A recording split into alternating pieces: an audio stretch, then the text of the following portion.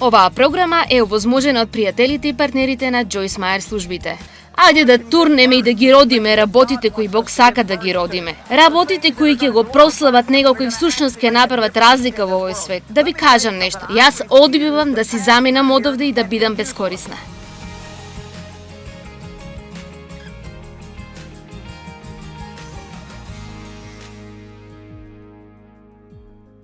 Верата прави чекор број 1 пред некогаш да дознае кој е чекорот број 2.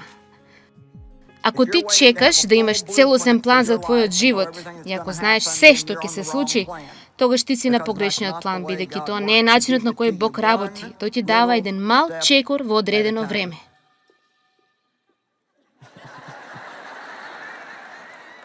Можеби тоа е како едно амин од небото, не знам.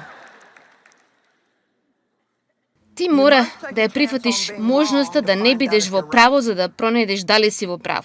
Ако не си спремен да не бидеш во право, тогаш никогаш нема да одиш напред со Бог.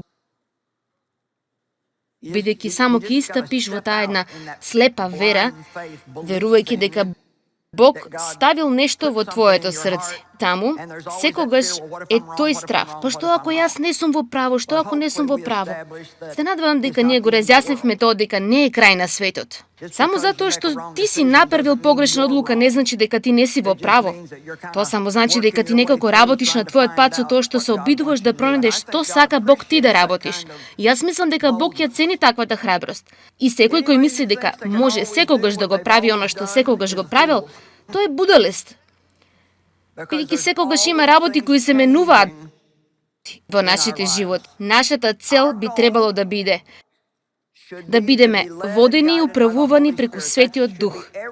Тоа би требало да биде на секој верник, цел број 1, да биде воден и управуван преку Светиот Дух, да биде богоугодник, а не човекоугодник.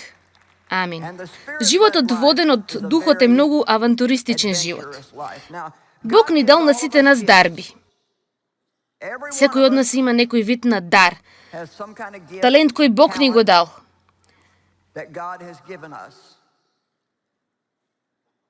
Ние сите не сме исти.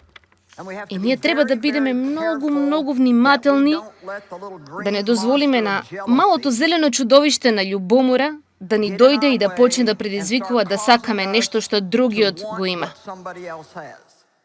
Бидејќи, можам да ви кажам, ако сакате нешто што некој друг го има, многу долго и доволно силно, вие ќе завршите огорчени кон нив. А Бог сака да се љубиме еден со друг. Нашето тело работи заедно. Мојата рака помага на мојата нога да се ги облече обувките. Оваа рака ми помага да си го ставам овој прстен. Оваа рака ми помага да си го ставам тој прстен. Само начинот на кој работи нашето тело заедно и не е љубоморно. Еден дел не е љубоморен на другиот. Некои делови се повеќе скриени отколку другите. Некои се повеќе на отворено. Некои никогаш не се видени од никој, но сепак на крајот ние се надеваме на оние кои не би требало да бидат видени. И не се видени. Тоа секогаш не е случајот. Некогаш ние гледаме дека се уште треба да им кажуваме на христијаните како да се облекуваат. Кое што нешто за мене е чудно, но ние го правиме. Нема зошто да се прашуваме зошто Исус не нарекува овци. Овцата е најглупавото животно што постои. Дали го знаевте тоа? Не мислам дека Бог мисли да не повреди. Тој само мисли дека ти треба правец, ти треба водство. Затоа јас мислам дека е многу добро кога си имате пастор или библиски учител кој одвојува време да те научи на практични работи кои ти се потребни за секојдневниот живот и кој секогаш не само да поучува и проповедува некакви религиски доктрини кои излегуваат како да знае многу, а не ти помага вистински во твојот секојдневен живот. Амин. И така бидете многу внимателни во посакувањето да можете да го правите оно што некој друг го прави. Бидејќи ако го поминете времето посакувајќи да го правите оно што некои други го прават, тогаш ќе го пропуштите оно што Бог сака вие да го направите. Има еден мал пример што го употребувам кој нема да одземе многу време, но мислам дека се совпаѓа со мојата цел. Знаете, моите прсти носат прстени и посебно го сакам овој, бидејќи некој ми го даде. Го дадов мојот венчален прстен пред многу години, нешто што чувствува дека Бог сака да го направам со вера. Не беше скапоцен, но тоа беше единственото нешто што го имав во тоа време. Се натерав себе да верувам на Бог за навистина прекрасен диамантски прстен, кој секако не можев да си го дозволам. И како повеќето молитви, требаше да чекам доста долго време. Една жена всушност дојде на една од нашите конференции и го носеше овој прстен во кутивче. Го даде на Дејв и рече: "Ова е од претходниот брак. И тоа е единственото нешто кое ми припаѓа мене и кое нема никаква врска со мојот сегашен сопруг. И јас сакам Џојс да го земе. Тоа е прекрасен диамантски прстен, но за мене тој е од Бог." Така јас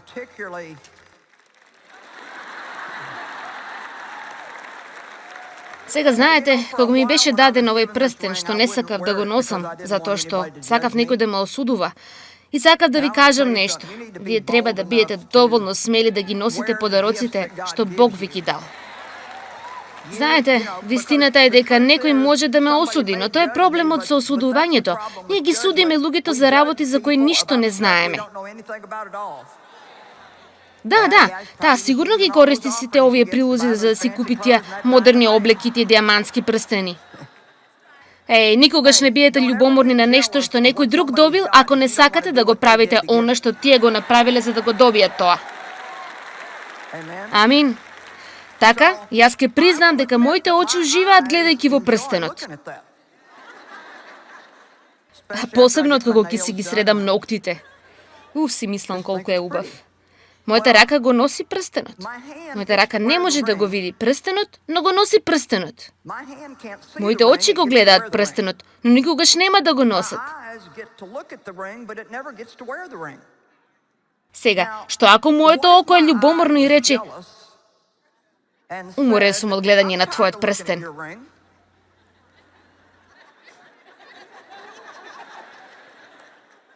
И ако Бог не ми даде прстен на мене, тогаш јас мислам дека Бог не ме сака како што го сака прстот.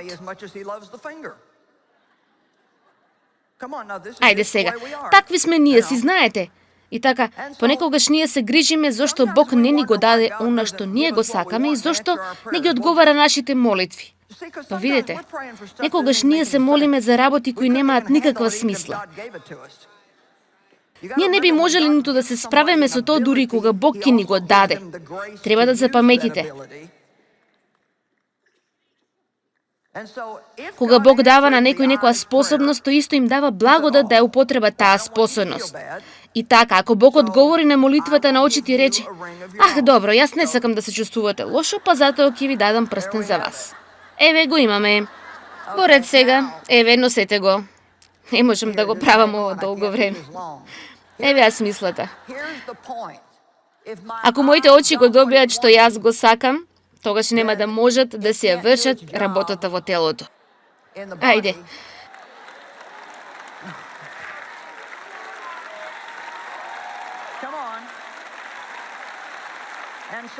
И така јас завршив осакатена со тоа што мислев дека ова е тоа што го сакав и мора да го имам.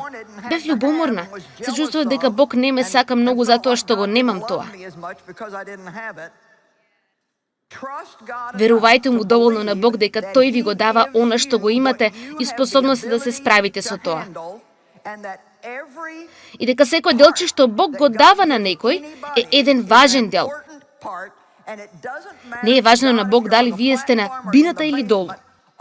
Се што е важно за Бог е вие да бидете среќни и радосни, да го правите делот што тој ви го дава.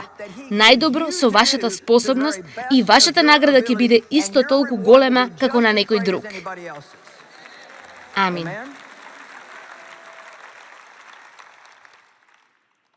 Матеј глава 25. Зошто ќе биде како човекот кој тргна на пат, кој ги повикал неговите слуги и им го доверил неговиот имот. Почнувам со стих 14. На еден тој му даде 5 таленти, на друг 2, на друг 1, на секој според неговата способност. Дали го гледате тоа? Тој ни дава според нашата способност, која исто така тој ни ја дава. Па така? Тој ни дава способност, а потоа ни дава дарови според нашата способност.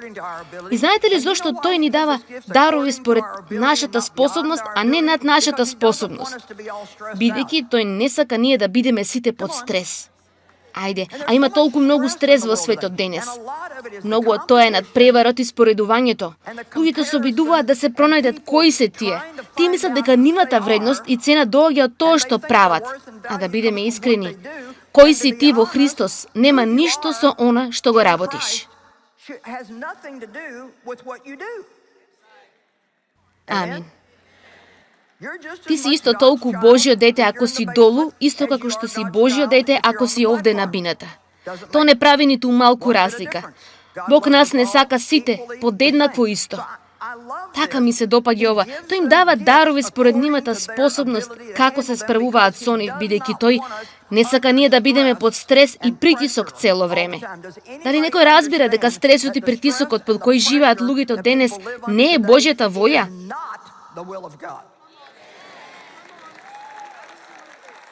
И јас можам да ви кажам дека светот нема да се промени, и ако се промени, ќе биде полошо. Така, ако ние сакаме да имаме мир, ние треба да се промениме. Ние треба да престанеме да играме игри. Ние треба да престанеме да ги играме игрите што светот ги игра и да разбереме од каде е нашата вистинска цена и вредност.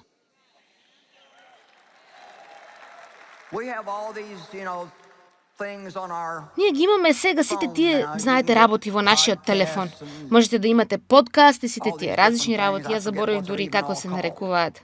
Инстаграм. Тоа е новото, Инстаграм. Па можеби не е толку ново, но за мене е ново. Мислам, некои од работите кои можете да ги имате, моите вработени ниту не ми дозволуваат, бидејќи се плашат од тоа што би можела да направам со тоа, знаете? Тие се како, не, тие немаш способноста да ставаш работи, тоа ќе оде преку нас, бидејќи ние не знаеме што ти ќе постираш таму.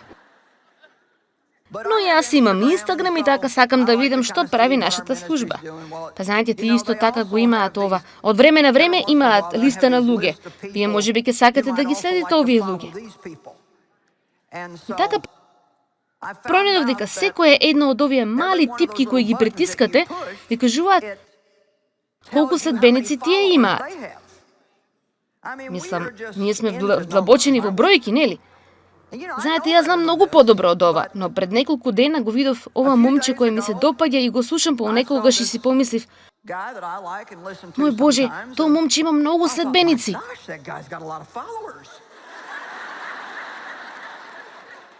Тој има многу повеќе следбеници од тебе. И така одеднаш сватив дека помина веројатно 10 минути како ги проверувам сите тие бројки на луѓе за да видам колку следбеници тие имаат и сакајќи да видам дали тие сите имаат повеќе следбеници од мене и си мислев, Джойс, што си мислиш дека правиш? Видете, тоа е скоро како тие мали демони надвор кои се обидуваат да не проголтаат. Си мислам, што воопшто е тоа следбеник? Мислам, дали тоа значи дека дали тие дури и гледаат или само знаете? Потоа ми се допаѓа, луѓе ако не те седат но само лајк, ќе ви кажам, нема надеж за нас воопшто ако не знаеме кои сме ние во Христос. Амин. Дали сакаш да бидеш мој пријател на Фејсбук? Што воопшто е пријател на Фејсбук? Не знаете дали тие се ваши пријатели? Дали тие ќе бидат овде за вас кога ќе ви бидат потребни? Ние ниту не знаеме повеќе што значи пријател. Тие се мои пријатели на Фејсбук. Треба да отидете назад и да научите што значи пријател. Пријател е некој кој ќе биде овде за вас кога сте болни, и ќе биде овде за тебе кога треба да се преселиш, и ќе биде овде за тебе кога ќе имаш лош ден, и ќе биде овде за тебе кога твоето срце е скршено. Затоа ајде да ги сопреме сите споредувања и да бидеме љубоморни. Мислам, ако се фатиш во тоа, а јас се фатив во тоа едно време во мојот живот, наместо сета таа бесмисленост, Ајде да турнеме и да родиме работи кои Бог сака да ги родиме. Работи кои ќе го прослават Него, кои всушност ќе направат разлика во овој свет. Ајде да ви кажам нешто. Јас одбивам да поминам низ овој живот и да бидам бескорисна. И одбивам да поминам овде, да не правам ништо, но само да земам и да бидам себична и да го поминам целиот мој живот само обидувајќи се да бидам благословена. Само, ајде да заборавиме на себе си и да бидеме благослов за некој друг, секој ден. Амин. Така, на еден му даде 5 таленти, на друг 2, на друг 1, секому според неговата способност. И потоа замина. И тој што прими 5 таленти отиде и веднаш. Ми се допаѓа ова, ајде да престанеме да си го губиме времето. Не мора да си отидете дома и да се молите повеќе за тоа дали да го правите или не, она што ви било во срцето 5 години. Одете дома и веднаш бидете зафатени, правејќи нешто важно. Тој ги зеде талентите и тргуваше со нив и спечели 5 повеќе. Исто така, оној кој имаше 2, направи 2 повеќе. Но оној кој прими 1 талент, отиде, искупа дупка во земјата и ги скри парите на господарот. Сега, ова е оној по кој одиме овој викенд. Што се случува кога сте исплашени? Се криете? Од што се плашеше тој? Тој беше исплашен да превземе ризик. За тоа зборуваме малку денес. Не се плаши да превземеш ризик. Не бидете толку исплашени од тоа да погрешите нешто, што никогаш нема да направите чекор за да пронајдете дека сте биле во право. Ако има нешто што го сакаш од Бог, барај од Него. Прекрасно е што ќе се случи ако само се молиш со храбри молитви, кои се толку големи што дури и ти не можеш да поверуваш дека имаш нерви за да се молиш. Амин.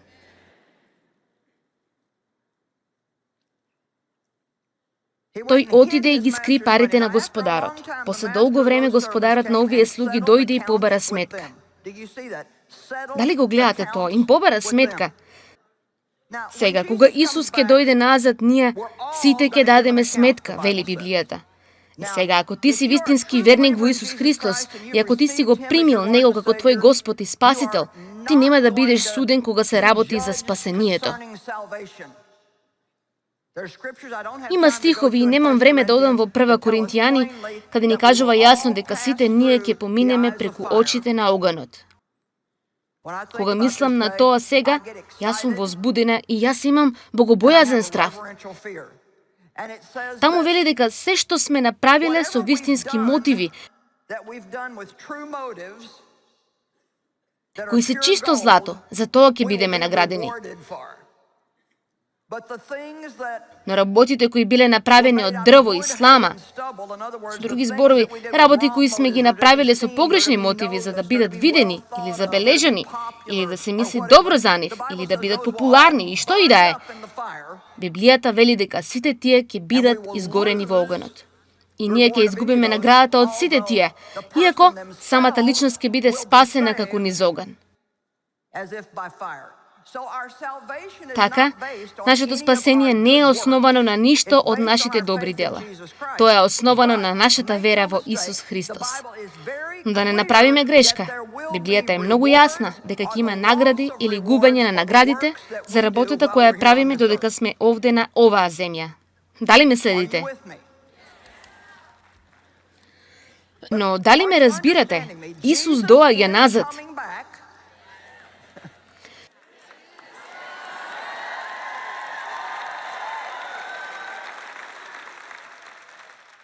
Сега вие ракоплескате кога велам Исус се враќа, но подобро, бидете сигурни дека живеете сега на начин кој ќе направи да ракоплескате кога ќе дојде тој ден.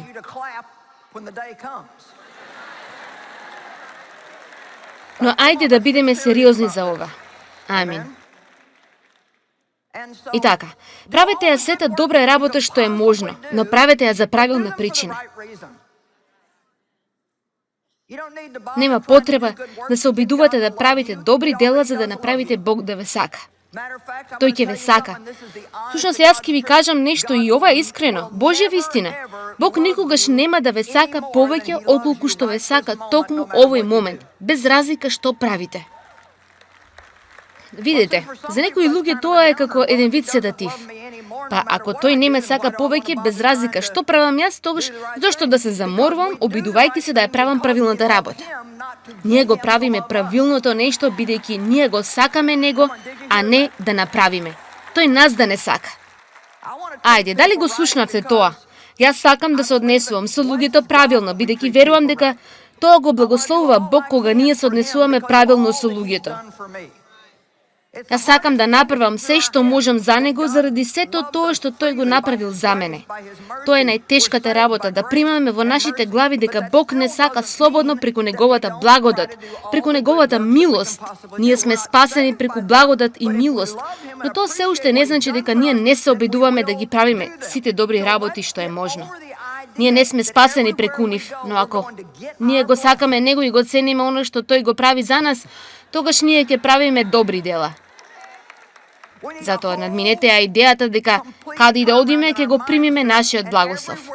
Нам ни треба целосен пресврт во нашето мислење и секаде каде што одиме, ние треба да бидеме благослов. Дали ме слушате? Ние треба да одиме да бидеме благослов, а не јас да си го земам мојот благослов.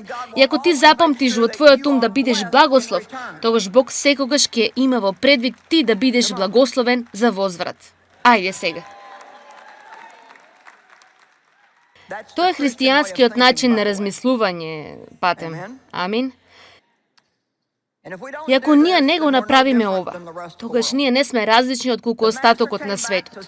Господарот дојде назад да побара сметка и јас не сум ниту малку исплашена од тоа. Јас гледам напред на денот кога Исус ќе се врати назад и не верувам дека ќе имам нешто за кое ќе бидам засрамена. И не сакам никој од вас да има нешто за кое ќе биде засрамен. Затоа е итно во моето срце да правам се што можам за да луѓето бидат најдобри што можат и тоа сега. Дали ме разбирате? Секоја личност овде може да донесе одлука денес да дојде само малку повисоко. Нема врска што правите јавно кога можете да бидете видени, онолку колку што има врска што правите за затворени врати, кога никој не гледа, бидејќи тогаш покажувате вистински кои сте вие. Амин. И тој кој прими 5 таленти дојде напред и донесе 5 повеќе, велики: Господару, ти ми даде 5 таленти. Еве, јас направив 5 повеќе. Сега гледајте го ова. И неговиот Господар му рече: добро сторено. Сите ние сакаме да го слушнеме тоа. Добро сторено. Само што пронајдовме како да го слушнеме тоа. Ние ги земаме способностите што Бог не ги дава нам и ги употребуваме. Ги инвестираме за да некој друг биде благословен, а потоа, кога тој доаѓа за да се ги среди сметките, ние ќе слушнеме: добро сторено.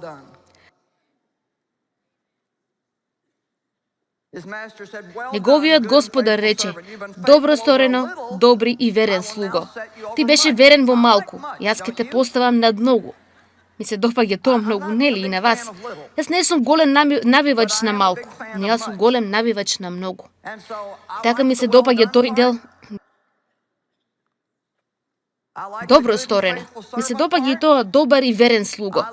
Ми се допаѓа и делот за многу. Но ќе ви кажам нешто овде што ми се допаѓа повеќе од сето тоа. Мислам дека е нешто на кое што ние не свртуваме доволно внимание. Тој вели: ти беше верен во малку и јас ќе те поставам над многу. Сега влези во радоста на твојот Господар. Ние го бараме ова нешто. Токму овде. Хајде да ве прашам, што сака друго секој еден од нас отколку да биде само среќен? What you own, if you're not happy, nothing is worth anything. Come on. Мислам, нели е тоа навистина што сакате? Сакате само да бидете среќни. Не е важно што поседувате, ако не сте среќни, ништо не е вредно. Ајде, ние само сакаме да бидеме среќни. И тој овде ни кажува како да бидеме среќни. Земете го оно што го имате и инвестирајте го за да може да слушнете. Добро сторено, добар и верен слуго.